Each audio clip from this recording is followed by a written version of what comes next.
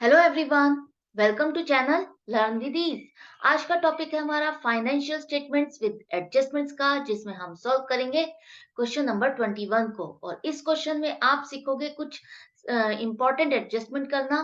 तो ये है क्वेश्चन आपका चैप्टर नंबर 22 डीके गोयल की बुक से। शुरू करते हैं आज का लेसन। आपको दिया जा रहा है एस सुजान सिंह की बुक्स का ट्रायल बैलेंस, जिसको लेकर के आपको बनाने हैं फाइनल अकाउंट्स 31 मार्च 2016 को। अब यहाँ पर एंड में कुछ ट्रांजेक्शन दी गई है जिसको आपको एडजस्ट करना है अपने फाइनल अकाउंट्स में, क्योंकि आपने इसकी पोस्टिंग अपनी बुक्स में नहीं की है। अब इसको हम क्या करेंगे, हम जो भी अकाउंट इन ट्रांजेक्शन में इन्वॉल्व होने वाले हैं उन सभी को हम इस ट्रायल बैलेंस में मार्क कर लेंगे, ताकि हमारी एडजस्टमेंट एंट्री भी साथ के साथ हम फॉर्मेट में लिखते हुए करते जाएं और वो मिस ना हो। तो किस तरह से करोगे आप फॉर्मेट बना के रखोगे और जो अकाउंट आपका सीक्वेंस से आता जाएगा आप उसको उसकी राइट पोजीशन पे लिखते जाओगे। जैसे कि पहला है आपका कैपिटल अकाउंट, जो कि बैलेंस शीट में आता है, लाइबिलिटीज में लिखो इनर कॉलम में 90,000 रुपए। अब ये रेड मार्क्ड है, इसका मतलब आपको इसमें कोई एडजस्टमेंट भी करनी है। क्या एडजस्टमेंट है वो है आपकी 5% इंटरेस्ट लगाना है आपको कैपिटल पे। अब कैपिटल पे 5% इंटरेस्ट हो जाएगा आपका 4500 रुपए, और ये खर्चा है तो आप इसको डेबिट करोगे। इंटरेस्ट ऑन कैपिटल अकाउंट आपका डेबिट होगा 4500 रुपए से। और जो ये इंटरेस्ट है आप ये एज्यूम करते हो इस कैपिटल में ही ऐड हो गया है, ये कैपिटल की ही अमाउंट आपकी बढ़ गई है, तो टू कैपिटल अकाउंट आपका क्रेडिट हो जाएगा। जिस तरह से आप लोन का इंटरेस्ट आप उसी लोन में ही ऐड करते हो, उसी तरह से हम इस इंटरेस्ट को भी कैपिटल में ही ऐड कर देंगे, क्योंकि अभी आपने इसको पे नहीं किया है। तो अब यहाँ पर ये कैपिटल का बैलेंस आपका क्रेडिट है और ये भी क्रेडिट हो रहा है, तो आप ऐड करोगे इंटरेस्ट ऑन कैपिटल 4,500 रुपए और टोटल करके आ जाएगा 94,500। अब ये तो आपने की है कैपिटल की एडजस्टमेंट। जो ये खर्चा है इसको भी साथ के साथ आप पोस्ट करोगे, लिखोगे अपने प्रॉफिट एंड लॉस अकाउंट में 4500 रुपए। इसके बाद ड्राइंग्स आप लिखते हो, अपनी कैपिटल में से लेस करते हो, और 6,480 रुपए लेस करने के बाद आपकी कैपिटल रह जाएगी 88,020 रुपए। अभी इसमें आपको प्रॉफिट और लॉस जो भी आएगा उसको भी एडजस्ट करना है, उसके बाद आप इसको फाइनल अमाउंट को आउटर कॉलम में लिखोगे। अब लैंड एंड बिल्डिंग आपकी क्या है, नॉन करंट एसेट, जो कि आप बैलेंस शीट में एसेट्स में दिखाओगे 25,000 रुपए। अब इसमें जो आपको एडजस्टमेंट करनी है बहुत इंपॉर्टेंट है, ध्यान से देखना। एक नहीं, तीन तीन एडजस्टमेंट है इसमें। आपको क्या करना है, एक तो बिल्डिंग अकाउंट में आपको 3,000 रुपए कहाँ से ट्रांसफर करने, परचेज में से। क्यों? क्योंकि जो आपने कॉस्ट ऑफ मटेरियल परचेज किया था वो बिल्डिंग में यूज हुआ है, आपने बिल्डिंग को और एक्सपेंड किया है, तो उसमें बनाने में जो खर्चा हुआ, कॉस्ट ऑफ मटेरियल लगा, वो आपने सारा का सारा परचेज में बुक कर दिया। जबकि जब हम कोई भी बिल्डिंग नई खरीदते हैं उस पे जो खर्चा होता है, या उसी बिल्डिंग में कुछ एडिशन करते हैं नया, तो उस पे जो भी खर्चा होता है वो उसी एसेट में ऐड होता है, तो वो हम कैपिटलाइज करते हैं। तो आप क्या करोगे, इस बिल्डिंग में ऐड करोगे 3,000 रुपए और परचेज में से लेस करोगे। ऐसे ही आपने क्या किया है, वेजेस जो आपने लेबर को पेमेंट की थी इस बिल्डिंग को बनाने के लिए, वो आपने खर्चा बुक कर दिया है वेजेस में। जबकि आपने ये बिल्डिंग बनाने के लिए खर्चा किया है, तो ये लेबर आपकी बिल्डिंग की कॉस्ट में ही ऐड होगी। तो एंट्री क्या बन जाएगी, समझो उसको। तो बिल्डिंग अकाउंट आपका डेबिट हो जाएगा 5,000 रुपए से, क्योंकि ये सारा खर्चा आपने किस लिए किया है, बिल्डिंग पर किया है, और बिल्डिंग की एक्सटेंशन कर रहे हो तो उसी में ही ये आप ऐड करोगे। और जो खर्चा आपने बुक कर दिया वेजेस में, परचेजेस में, उसको रिवर्स करोगे, तो आप टू वेजेस अकाउंट 2,000 से क्रेडिट करोगे और परचेज अकाउंट को भी 3,000 से क्रेडिट करोगे। अब यहाँ पर बिल्डिंग अकाउंट की बात कर रहे हैं हम, बिल्डिंग अकाउंट का बैलेंस डेबिट है और यहाँ पर भी हम डेबिट ही कर रहे हैं, तो आप ऐड करोगे मटेरियल एंड लेबर 5,000 रुपए से। अब यहाँ पर जो टोटल आ जाएगा आपका 30,000 रुपए आ जाएगा लैंड एंड बिल्डिंग का। इसके ऊपर अब आपको लगाना है डेप्रिसिएशन 2.5% से। तो 2.5% से जो डेप्रिसिएशन हो जाएगा आपका वो होगा 750 रुपए। तो डेप्रिसिएशन अकाउंट डेबिट होगा 750 रुपए से, और लैंड एंड बिल्डिंग अकाउंट आपका क्रेडिट होगा 750 रुपए से। क्यों? जब भी डेप्रिसिएशन होता है तो उस एसेट की वैल्यू घट जाती है और घटाने के लिए हम उस एसेट को क्रेडिट करेंगे। तो क्रेडिट कर रहे हैं तो आप लेस करोगे डेप्रिसिएशन 750 रुपए। नेट वैल्यू आ जाएगी आपकी लैंड एंड बिल्डिंग की 29,250 रुपए। अब जो यहाँ पर आपने लैंड एंड बिल्डिंग से एडजस्टमेंट तो कर दी है, बाकी के जो वेजेस, परचेजेस और डेप्रिसिएशन के अकाउंट है, उसकी ट्रांज़ैक्शन जहाँ पोस्ट होनी है, जिस जो एडजस्टमेंट होनी है, वो होनी है आपकी ट्रेडिंग और प्रॉफिट एंड लॉस अकाउंट में। वेजेस आपका आ जाएगा ट्रेडिंग अकाउंट में। तो ट्रेडिंग अकाउंट में आप वेजेस लिखते हो, तो वहीं पर ही आप लिखोगे लेस बिल्डिंग और ब्रैकेट में लिखोगे लेबर 2000 रुपए। ऐसे ही जो आपका परचेज है, वो परचेज भी आपका ट्रेडिंग में आता है। तो लेस बिल्डिंग ब्रैकेट में मटेरियल लिख करके 3000 रुपए लिखोगे। जब वो वेजेस और परचेज के अकाउंट आएंगे हमारे ट्रायल बैलेंस में, हम उसको यहाँ पर उसकी पोजीशन पे लिखेंगे और नेट अमाउंट को आउटर कॉलम में लिखेंगे। अब जो डेप्रिसिएशन है वो आपका आएगा प्रॉफिट एंड लॉस अकाउंट में। Depreciation on land and building 750 रुपए। इनर कॉलम में क्यों लिख रहे हैं? क्योंकि अभी आपको डेप्रिसिएशन किस पे लगाना है? अपनी प्लांट एंड मशीनरी पे भी लगाना है। उसके बाद टोटल करके आप उसको आउटर कॉलम में लिखोगे। नेक्स्ट है आपका furniture and fixtures, sorry, plant and machinery. Plant and machinery है आपका 14,270 रुपए नॉन करंट एसेट है, एसेट्स में लिखो। इस पर अब आपको लगाना है डेप्रिसिएशन 10%। तो 10% डेप्रिसिएशन हो जाएगा 1,427 रुपए। और ये आपकी एसेट की वैल्यू को घटा रहा है, तो लेस करो डेप्रिसिएशन 1,427 रुपए। नेट वैल्यू 12,843 रुपए अब आपकी आ गई है प्लांट एंड मशीनरी की नेट वैल्यू। अब जो ये डेप्रिसिएशन है ये आ जाएगा आपका प्रॉफिट एंड लॉस अकाउंट में 1427 रुपए। अब ये सारा डेप्रिसिएशन टोटल करके आउटर कॉलम में लिखो 2177 रुपए। नेक्स्ट है आपका फर्नीचर एंड फिक्सचर्स। ये कोई मार्क नहीं है, आप डायरेक्टली आउटर कॉलम में लिखो 1250 रुपए। कैरियज इन वर्ड्स है आपका फ्रेट। फ्रेट जो आप अपने परचेज पर पे करते हो, तो वो आपका परचेज का खर्चा है जिसे हम ट्रेडिंग अकाउंट में लिखेंगे 4370 रुपए। वेजेस आपका आता है ट्रेडिंग अकाउंट में, तो ट्रेडिंग अकाउंट में कहाँ लिखोगे आप? जो लेबर वाला लिखा है आपने वहीं लिखोगे टू वेजेस 21,470 रुपए। अब इसमें से आपको ये लेस करना है, ऐड मत कर देना। जल्दी-जल्दी में हम यही गलती करते हैं, लेस लिखा होता है लेकिन हम ऐड कर देते हैं। ये गलती नहीं करनी है, लेस करना है आपको 19,470 रुपए आएगा। ऐसे ही सैलरीज आपका आएगा प्रॉफिट एंड लॉस अकाउंट में 4,670 रुपए। नेक्स्ट है bad debts provision as on 1 April 2015। इसका क्या मतलब है? ये है आपका पिछले साल का प्रोविजन ओपनिंग बैलेंस में आ रहा है। तो यहाँ इसकी क्या एडजस्टमेंट होगी, ये बहुत इंपॉर्टेंट है, समझना है इसको ध्यान से। आपको जो ओल्ड प्रोविजन दिया जा रहा है 2470 रुपए, 2470 रुपए का प्रोविजन है आपके पास।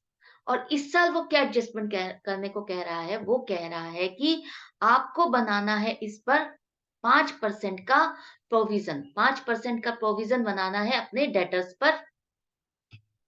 37,800 रुपए के जो डेटर्स हैं उस पर 5% का आपको प्रोविजन बनाना है। अब जो हमने लास्ट ईयर जो प्रोविजन बनाया था बेड डेट्स का, वो किस लिए बनाया था? कि हमारे अगर बेड डेट्स होंगे, हमारा इतना पैसा अगर डूबेगा, तो हम इसी से एडजस्ट कर देंगे इसको। हमें डाउट था कि 2470 रुपए की अमाउंट हमें हमें नहीं मिलेगी, वो डूब जाएगी और इसलिए ही हमने ये प्रोविज़न बनाया था। लेकिन अगर आपने ट्रायल बैलेंस को देखा है, तो उसमें एक भी बेड डेट नहीं है। बेड डेट नहीं है, तो इसका मतलब हमने जो ये खर्चा लास्ट ईयर बुक कर लिया, तो ये तो एक्सेस में हमने खर्चा बुक कर लिया। इसके अगेंस्ट हमारा कोई नुकसान हुआ ही नहीं है। चलो एक बात तो ये क्लियर हो गई, इसका मतलब ये हमारा क्या है, फ़ायदा हो गया, इसको हमको एज़ ए इनकम लिखना है। लेकिन अभी वो कहता है कि मेरे को इस साल डाउट है कि मेरे 5% डेटर्स डूब जाएँगे 37,800 रुपए में से। तो 37,800 रुपए का अगर हम 5% प्रोविज़न बनाते हैं, तो वो बनता है 1,890 रुपए। तो अगर हम इस 2470 रुपए की अमाउंट को घटा करके 1890 रुपए तक ले आए, तो बाकी का फिर भी हमारा एक्सेस है ओल्ड प्रोविजन जो कि हमने लास्ट ईयर खर्चा बुक कर दिया। तो हमारा ये 580 रुपए का जो एक्सेस खर्चा हमने लास्ट ईयर बुक कर दिया, वो एक तरह से आपकी इनकम हो जाएगी जिसे आप इस साल बुक करोगे। तो क्या यहाँ पर आप कहाँ लिखोगे? प्रॉफिट एंड लॉस अकाउंट में इनकम वाली साइड पे लिखोगे by old provision for debts 2470 रुपए। ये तो हमारा फ़ायदा है क्योंकि इसके अगेंस्ट हमारा कोई नुकसान ही नहीं हुआ, बैड डेट्स हुए ही नहीं। अब हम कह रहे हैं जो नया हमें प्रोविज़न बनाना है, तो हम क्यों ना इससे ही एडजस्ट कर दें। वो हम एक तरह से खर्चा ही बुक करते हैं ना जब भी नया प्रोविज़न बनाते हैं। तो उस नए प्रोविज़न को हम पुराने वाले में से ही एडजस्ट कर देते हैं, उसी में से ही अमाउंट को रख लेते हैं। तो लेस कर दो न्यू प्रोविज़न फॉर डेट्स ₹1890। अब बाकी का जो बच जाता है, ठीक है, हम उसको प्रॉफिट बुक कर लेते हैं ₹580। इस तरह से आपको प्रेज़ेंटेशन दिखानी है। अब जो आपने नया प्रोविज़न बनाया है, वो आपका खर्चा आपने बुक किया, तभी तो आपने इसमें से एडजस्ट किया इसको।